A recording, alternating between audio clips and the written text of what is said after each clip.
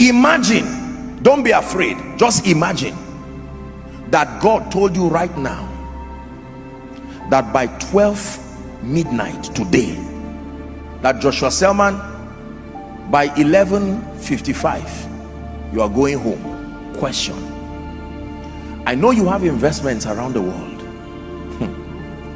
I know you have all kinds of things. I know you plan to travel next week. But what will become your point of focus with that knowledge? Just one information was passed to you, that you have 3 more hours in this life, and that's it. 3 more hours. Wrap up whatever you have to do. You have 3 hours. No prayer will change it. 3 hours. You are not sick, and it's not going to be accident. It will not be anything. Once it's time, God knows the many ways he will pick you so that you don't fear. But you just have 3 hours. Think for a moment. What are you going to do? You may think of your businesses. You may think of your investments. You may think of your certificates. You may think of your wife. You may think of your husband. You may think of your parents. You may think of your children. You may think of your future and your goals, your plans, your house under construction. You may think of the person owing you and the police case that is still pending. You will think of all of these things, and yet you will be surprised that none of them at that point will be able to bring you satisfaction. There is only one thing you will be looking for at that point. When you stand with the consciousness that I have only 3 hours to live in this life, there is only one thing you will look for. It is called peace. 3 hours to end your life, and yet it is not another degree you want. It is not another political office you want. 3 hours, it is timing. By now it will be less than the 3 hours. It is not whether you like it or not. Non-negotiable. 3 hours. Then you will now have the wisdom to look for what you would have spent your entire life really looking for. The thing you are looking for at the point of death is what you should find first in your life and have the privilege of enjoying it.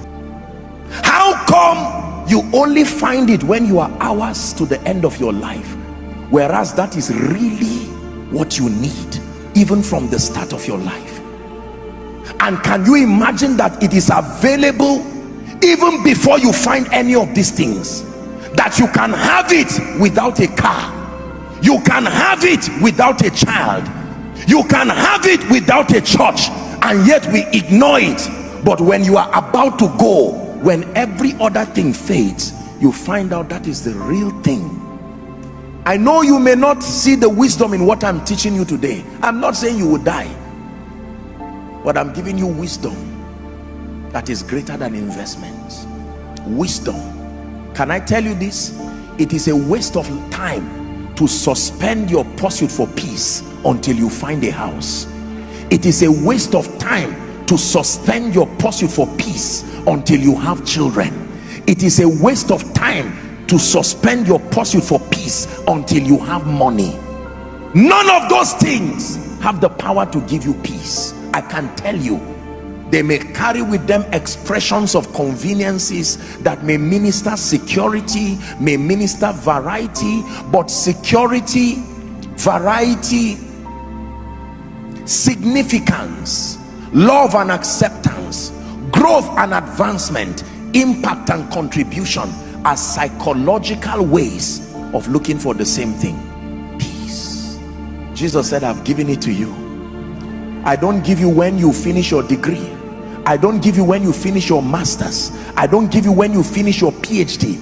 I don't give you when you become a professor. I don't give you when you are 60 years. Right where you are, before you even start your journey, you can carry the peace of God. When you find a house, it's just an added advantage, but peace is there. Even if the house goes, your peace remains. As God grants you children, you are celebrating the children and dancing, but not without your peace. Can I tell you, no matter what you lose, you did not lose if what you have left is peace. But no matter what you gain, hear me, you really lost if you lost your peace on the way. Many of you start with that gift of peace, you throw it away to look for a wife, you throw it away to look for a husband, you throw it away to look for a job, you throw it away to look for ministry increase. At the end of it, watch what you have: children, a name, a private jet, money in your account in various currencies, a political position, titles, qualifications, no peace. Where did you keep it? And you find out that you left it in 1980. You threw it when you began your journey looking for other things, and at the end of your life you will say, house, give me fulfillment, and house says, not my assignment. Degree, give me fulfillment, it is not my assignment. All of them will say, my assignment is only to give you success. Once we help you to become successful, our mission is finished in your life. What then gives me fulfillment? Peace. Hear me. The only thing that can give you fulfillment in your life is the peace that comes with knowing that you have lived your life effectively, serving the purposes of God and being a blessing to humanity.